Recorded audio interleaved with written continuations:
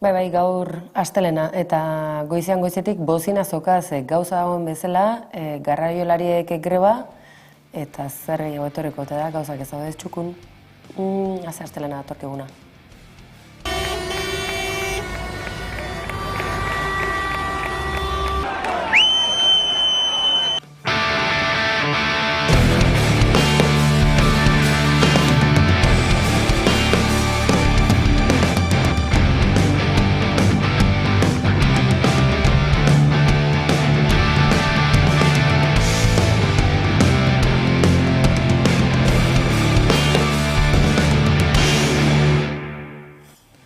Garraio grebak baditu honezkero egun batzuk aurrera eramanak, Madrilen bilerak badirela, Jaurlaritzak ere eskakizunak baditu, lehenengo sektorearen kalteak antzematen hasi besterik ez dira egin, gerra garaiotan ezin esan etxean ere lasai egoteko arrazoiak baditugunik ikusteke, da eta datozen egunak eta asteak ere nolakoak izango ditugun eta zer esanik ez.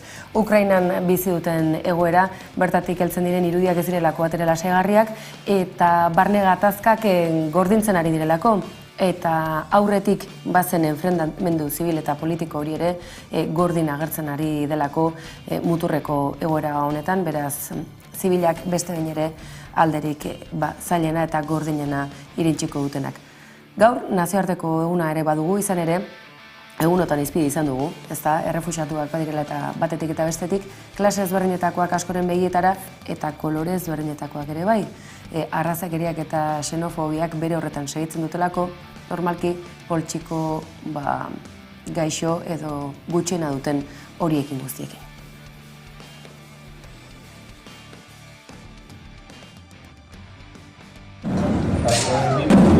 Gaur martxoak 21 arrazakeriaren eta xenofobiaren aurkako nazioarteko eguna ospatzen da. Horren harira urteroko martxa egin dut asteburuan Pasaiatik Donostiara pasa lelopean. 25. urteurrena izan du arrazakeriaren eta xenofobiaren aurkako martxak aurten eta 100 lagun bildu dira bertan. Medikus Mundi Gipuzkoa SOS arrazakeria eta gobernuz kanpoko erakundeen koordinakundaren eskutik Irun eta Hendaia artean poliziak egiten dituen kontroletan jarri dute arreta aurten. Salatu dutenez bertan ezarritako kontrol selektiboek babesgabetasun egoeran uzten dituzte pertsona migratzaileak. Eta Irun eta Hendaia arteko mugan azalaren kolorearen arabera aplikatzen diren neurriek migratzaileentzat dituzten ondoriak nabarmendu dituzte, Bidasoa ibaia tranpa hilgarria bihurtu dutela gogoratuz. Azken egunetan ibaian desagertutako lagunaren kasua ekarri dute gogora eta iazko datuei dagokienez gutxienez 3 migratzaile hil ziren ibaiaren 40 metrotan. Mugak heriotza leku izateari utzi behar diotela adierazteaz batera, erabaki politiko eta sozialak eskatu dituzte. Testuinguru horretan kokatzen dute nazioarteko babes, asilo eta aterpeskarei beharrezko erantzuna ematea. Herrialdeen arteko joan etorriak hobeto erregulatzea, migratzailei bisak emateko politika eraginkorrak sortzea edota herrialdeen arteko akordioak bultzatzea. Beharrezkoak diren sartzeko bide legalak errazteko. Bien bitartean arrazakeriak gizartaren parte den honetan, ertzaintzak argitaratutako datuen arabera gorroto delituengatik jarritako salaketek gora egiten jarraitzen dute. Batez ere arrazakeriak eta xenofobiak eragindakoek. 2021 zenbatu dituzten 277 gorroto delituetatik 162 justu arrazakeriak eta xenofobiak eragindakoak izan dira. Bestalde Nafarroara begira arrazakeriaren kontrako aste honetan hainbat ekitaldi antolatu ditu Nafarrako SOS arrazakeriak. Besteak beste Foru Erkidegoko arrazakeren kontrako 2021ko txostena aurkeztu dute gaur goizean eta larunbaterako arrazakeriaren aurkako manifestazioa deitu dute Merindades plazatik abiatuta eguerdiko ordu batean. Arrazakeriaren kontra! Arrazakeria, xenofobia gure eguneroko ogi badira eta garaiotan akaso gehiago antzematen da, nolabaiteko sailkapen ere egiten dugulako, ezta? Gure etxeko ateak nori ireki eta nori ez. Maider, Galardi, astelero bezalaxe, kolpez kolpe albistegian bertan dugu. Maider, ez da ez erraza, garai hortan mundu mailan gerra hotxak antzematen dira, inseguridade egoerak areagotu egiten dira, beraz, jarrera arrazista edo selektiboak esango ditugu, areagotzeko aukera, arriskuak, zein da analizia?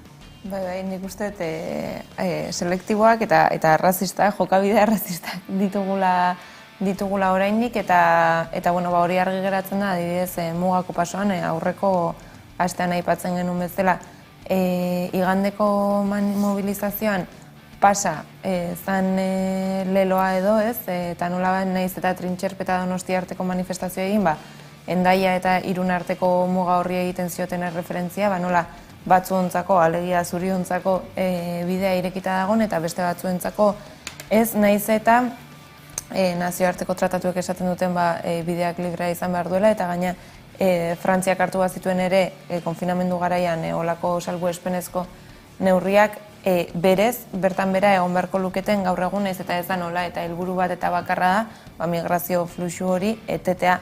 Kontua da noren migrazioa eteten dugun, ez? Eta argi gelditu da azkeneko asteetan, muga arriskutsuagoa dela, adibidez, azal kolore beltza bat nimadakazu, edo zuria ez animatzea bereziki.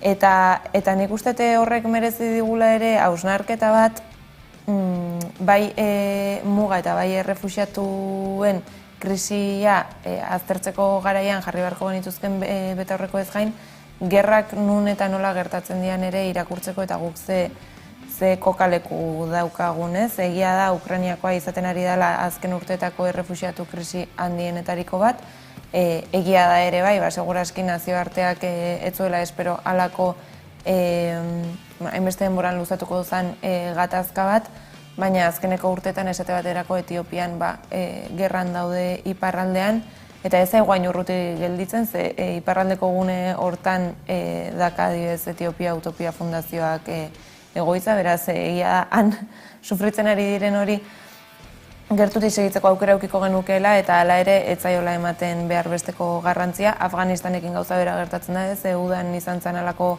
larridura bat edo bun bat, baina hori ere pasatu zaigu, eta beste hainbat eta hainbat oraintxe bertan Espainiako gobernuak eta bereziki Sánchezek Marrokosekin hartu duen jokabidea, naiz eta ulertu behar dugun horrek ere Ukrainiako gatazkarekin baduela zer ikusia ez, baina esan nahi nuna zen testu inguruak nolabait agerian utzi dula behar diala baliabideak errefuxiatuak eta gerra gatazketatik datozen persona horiek hartatzeko eta jasotzeko, baina ez dela, gure existentziaren gainbehera ez dela 2020an hasi esate baterako ez, guri eragiten diguten gauzekin, baizik eta askoz lehenago ere bai, eta horre zerikusia handia duela azal koloreak, eta zerikusia handia duela ere klaseak eta jatorriak eta nondik zatozen.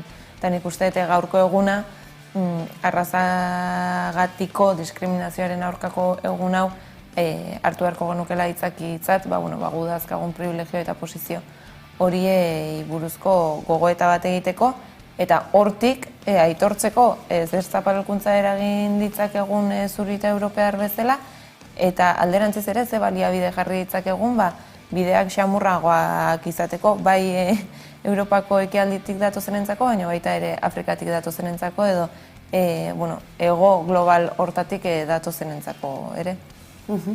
Privilegioak aipatzen dizkigu Maiderrek, privilegio horien baitan daukagu antolatuta kontsumo gizartea, eta akaso gerrak eragindako prezioen eta inflazio auzi hauek, honezkero, geure etxeetan izan dezakenaren aurrean, baina gehiago kezkatzen hasiko da. Izan ere, halako gatazken ondorioak zuzenean pairatzen dituzten errefuxiatu guzti horiek, izan kolore bateko ala besteko, gure oso antzekoak dira, eta akaso hain gertu sentitzerakoan gerra hotsa hauek bat baina gehiagok zer pentsatua izango duelako. Ondoren artean garraio greba, honezkero egun batzuk badaramazkite garraiolariek greban, eta momentuz erregaien prezioaren beherakadarik ezean badirudi gatazkak bere horretan segituko duela, eta ondorioa, esan da bezala, dagoeneko denda txikietan antzeman dezakeguna. Aiera deurreta gaur izan bertan izan da. Grebalariek 8. greba eguna dute gaurkoa eta protestak egin dituzte. Bizkaian 3 deituta, Zierbanetik eta Larrabetzutik kamioi karabana egin dute eta 100 kamioi baino gehiago elkartu dira.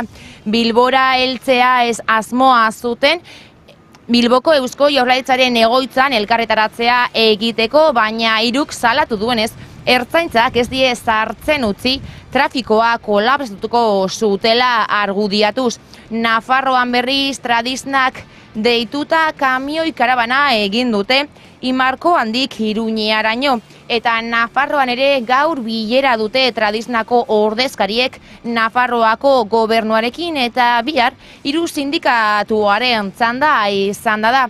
Gainera, hiruk adierazi duenez, gaurko bileran ere parte hartuko dute. Bien bitartean, sindikatuak ohartarazi du Eusko Jaurlaritzak ez diela bilarik proposatu. Haiek euren aldarrikapenak eta egoera aztertzea nahi dute eta hiru sindikatuak gaurkoan Bilbon prezioak eguneratzea eskatzen dutela besteak beste azaldu du.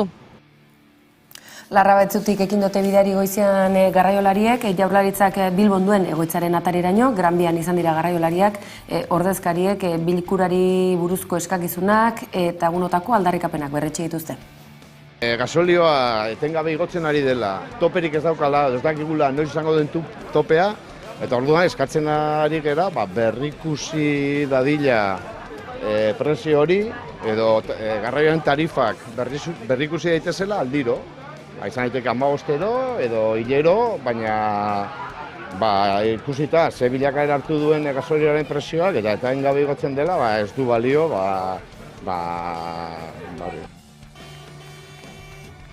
Protestak eta bilerak egingo dituzte garraiolarien grebaren 8. egunean. Ikusmira Madrilen dago. 10 bildu baitira Sánchezen gobernuko presidente ordea eta beste bi ministro Espainiako errepide garraioko batzordeko kideekin. Zehazki orain arte grebarekin bat egin ez dutenak dira bilduko direnak. CNTSek erregaien salneurriaren gorakada gelditzeko berehalako neurri ekonomikoak hartzeko eskatu dio Espainiako gobernuari, baita lanuztearen nahi ez duten garrailarien lanerako eskubidea errespetatzea ere. Edonola ere bileran bozeramaileek ultimatuna jarri dute mahai gainean, eta erregaien prezioa merkatzeko berehalako neurriak hartzen ez baditu Sánchezen gobernuak, grebarekin bat egitea ez dute baztertzen. Grebaren eragina gero eta handiagoa izaten ari da industrian eta merkataritzan. Iruñeko Volkswagenen lantegiak esaterako itzita egongo da gaur. Hornigaien faltaren ondorioz. Gasteizko Mercedesen fabrika ere, baina Hamaika Telebistak jakin ahal izan duenez, etena pieza faltagatik da eta ez garrailarien grebaren ondorioz. Errenteriako Papresa paper fabrikak ere jarduera etengo du. Garraio grebak eragindako lehengai faltaren ondorioz, ohar baten bidez jakinarazi duenez, ez du zehaztu zenbat egunez egongo diren galderik. Bestetik merkataritzari dagokionez produktuen eskazian nabaritzen hasia da. Merkatu Bilbao saltoki txiki eta handientzako merkatuetan adibidez, produktu fresko batzuk, batez ere fruta eta barazkiak, estok erdian daude, eta beste askoren eskazia astean zehar nabarituko dute. Arrantzan ere izaten ari da eragina, Euskal Arrantzaleek iragan astelehenetik daude itsasoratu gabe, eta gaur erabakiko dute aurreantzean zer egin. Halaber, hornidura esan nabaritzen hasia da gasolindegietan. Adibidez, Bizkaiko Ezigazeko Galdakaoko eta Mungiako estazioak erregerik gabe geratu dira. Eragin zuzena du eta kalteak antzematen hasiko dira, abeltzainak, esne ekoizleak, soka luze xamarra da, eta efektuak gainera guztien izango eragina. Ukrainako gerra hasi baino lehen zerealaren kostua ordurako garesti zegoen. Garitonak 290 euro inguru balio zuen eta artoarenak 270 euro inguru. Orduko egoera oso zaila zen abiltzainentzat zerealaren prezioa dela eta sektorerik kaltetuena izanik. Gainera koronavirusaren krisiak jota zegoen. Une honetan gerraren testu inguruan gariaren eta artoaren erreferentziazko prezioak 400 eurotik gorakoak dira, edo zuzenean kotizaziotik kanpo geratu dira. Hori ala orain lehen gai horiek saltzen dituen beste norbait aurkitu beharran dira hainbat abeltzain. Esaterako Nafarroako EHN sindikatuko Fermin Gorraiz abeltzainaren txalei begiratuz gero, animalia banak 2,5 tona pentsu kontsumitzen ditu jaiotzen denetik, amak zer jaten duen kontuan hartu gabe. Behin hildakoan txal horretatik 420 kilo haragi lortzen dira. Prezioen igoerarekin gutxienez, animalia elikatzak 300 eta 400 euro gehiago balio du gerra hasi zenetik. Kostu horretan ordea ez da kontuan hartzen animalia horren amaren kostua edo argiaren edo erregaiaren igoera. Fermin Gorraiz abeltzainak epertainerako egoera beltz ikusten du. Izan ere kontua ez da soilik ale ukrainarra herrialdetik ez ateratzea. Zalantza handiak daude datorren urtean uzta normalizatua izango ote den. Datuak aintzat hartuz Espainia zereal urriko herrialdea da eta 14 milioi tona inguruko falta du. Estatu mailan inportatzen den zereal nagusia artoa da eta horren 22% Ukrainatik ekartzen da. Ukrainak 14-15 milioi tona arto esportatzen ditu eta horietatik 2 milioi inguru Espainiara iritsi beharko lirateke. Ziurgabetasun gehiegi burtsen kotizatzen duten lehen gaien kasuan. Beraz nahikoa da zalantzak egotea prezioak ekonomia realak bere gain har dezakena baino haratago joateko.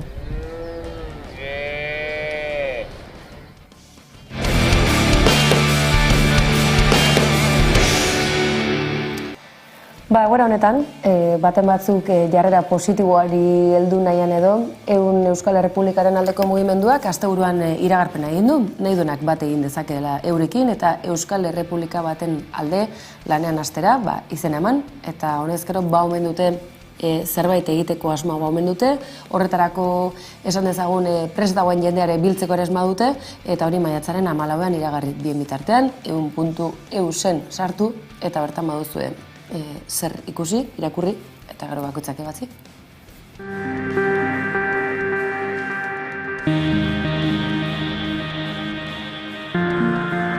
Pantaila aldatzerak esan nahi du burujabetzak praktikan jarriko ditugula, eta burujabetzak praktikan jartzak esan nahi du edo lehen ditugun aurrekariak hartuta intsumituak edo ikastolek egin zuten bezala edo beltzek bere estatu batuetan eserleku bat izan zezaten egin zituzte aldarrikapen horiek.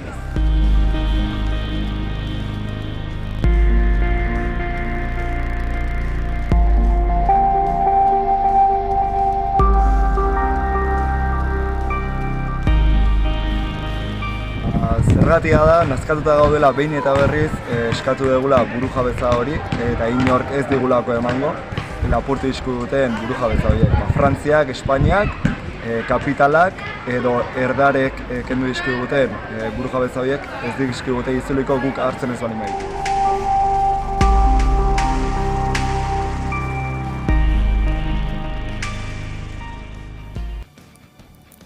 Euskal Errepublikako partaide ez dakigu, baina aurretik beste urrats bat dute egiteke oraindik trebiñuarrek, bide horretan, Arabako partaide izan badira, baina administratiboki baita ere eskuduntzaz, betebeharrez eta aukerez privilegio horiek, arabar izatearen privilegio horiek dagozkienak eskuratzeko horiek ere martxan dira.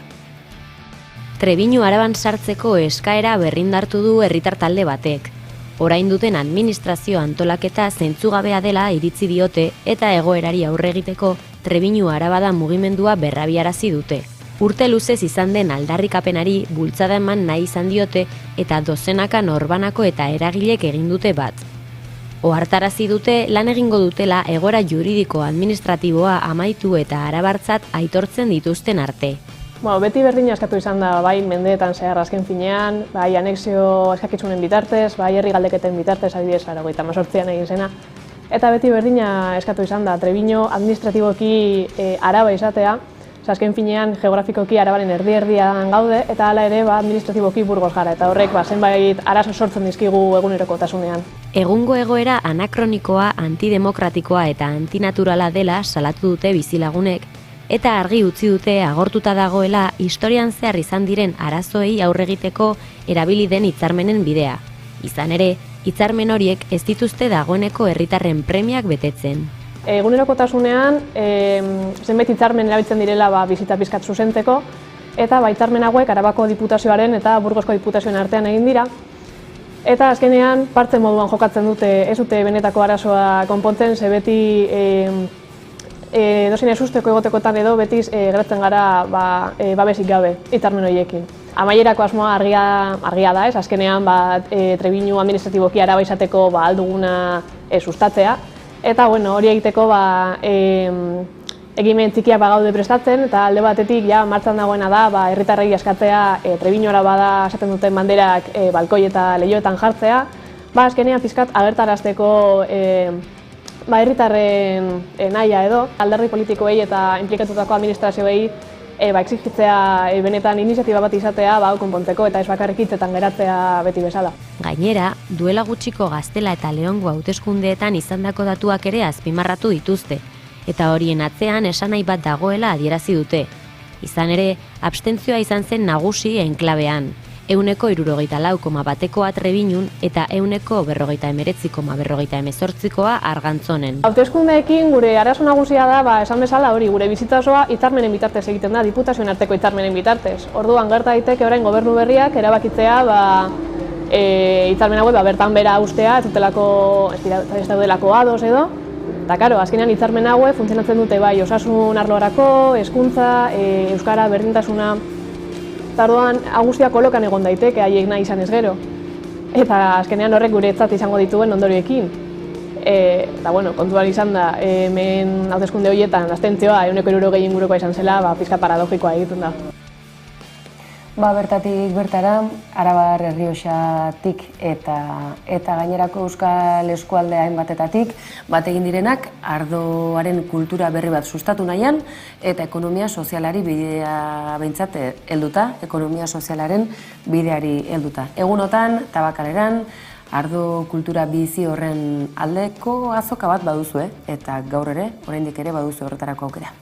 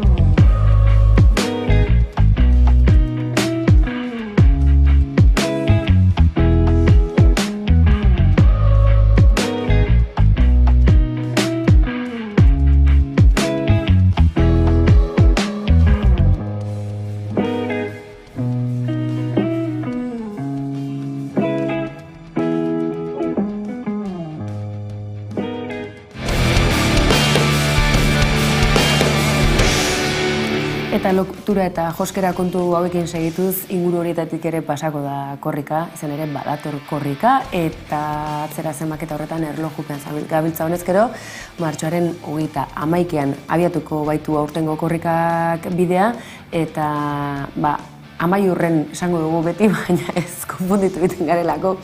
Ez da amaiurtik abiatuko, baizik eta Arabatik bertatik abiatuko da, eta gainera helduera apirilean Donostian izango dena. Baina izue, 11ak izango du jarraipen berezi egiteko aukera, 24 orduko jarraipen egingo dugu gainera, furgonetatik bertatik eta kilometro guztiak izango dituzu gainera eskura, ikusi, deskargatu, elkarbanatu, WhatsAppez bidali, nahi duzen guzti egiteko aukera eskainiko dizuegu, eta batez ere 24 orduz jarraitu ahal izateko aukera.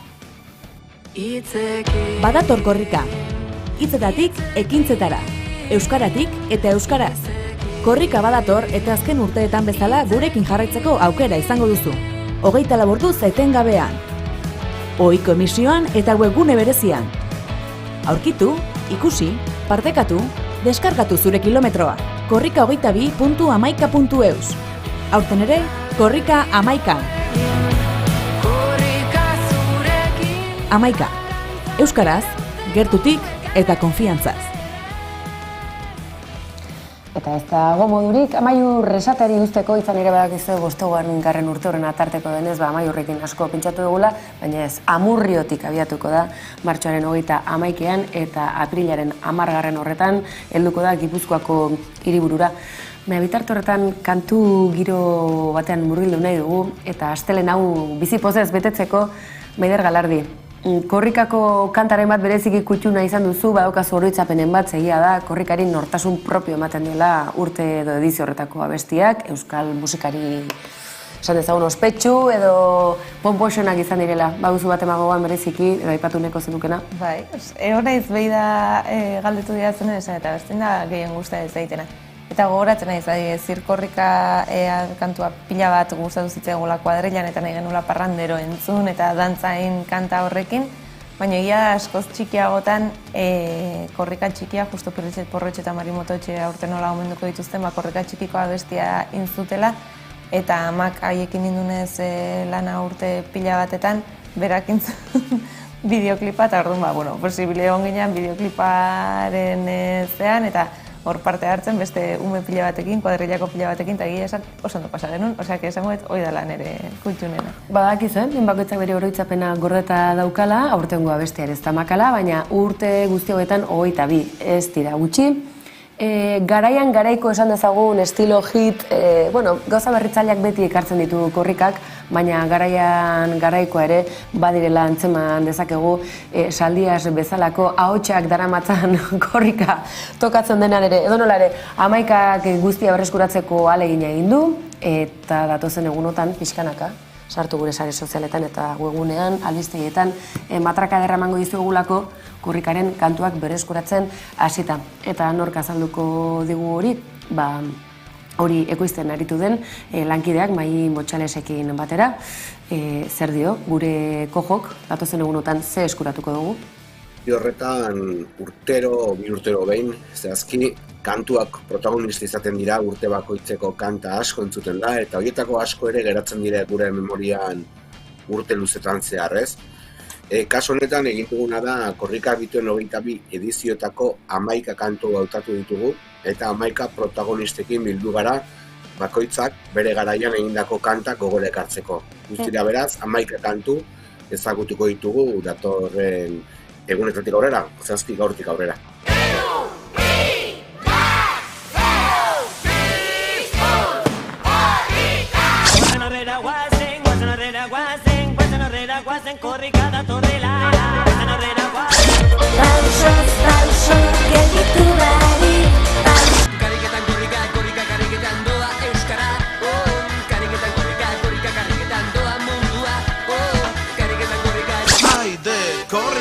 Bejon deigula Berriro egin korrika zurekin Korrika, korrika, korrika, korrika Euskal Herria korrika birulau gozei Gure ritmoran Korrika, korrika, gure ritmoran Korrika, bi korrika, milaka korrikari Euskal Herri guztietan deno bai euskarari Bat korrika, bi korrika, milaka korrikari Euskal Herri guztietan deno bai euskarari Egia dena da, 80. hamarkadako abesti mitiko horiek oraindik ere funtzionatzen segitzen dutela eta Xabier Saldiasi ez diogu podiumeko posiziorik kendu nahi korrikaren lehen doinu martxoso horiekin, ze importantea den korrika aritzeko martxa ematen duen musika batek lagunduta egitea hori dena. Aste honetako martxari ekin diogu behintzat, gaur astelena izanik eta beste behin ere eskerrak emango dizkigu, Maider. Galardi gure analistari, astelenero bezalaxe gurekin hemen izateagatik, eskerrik asko Maider. Eskerrik asko zuei eta animo astearekin. Eta animo zuei ere, bihar asteartea izango baita gaur astelena den bezalaxe.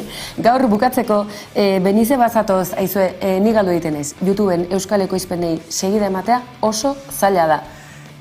Hori ere seinale ona izango da, edo akaso ni zahartzen ari naizela. Hori ere egiazko eta zuzena den informazioa. Bueno, gaurko zagur esateko Benize bazatoz, badakizue sartu YouTubeen eta beste osorik ikusi eta entzuteko, hortxe daukazue.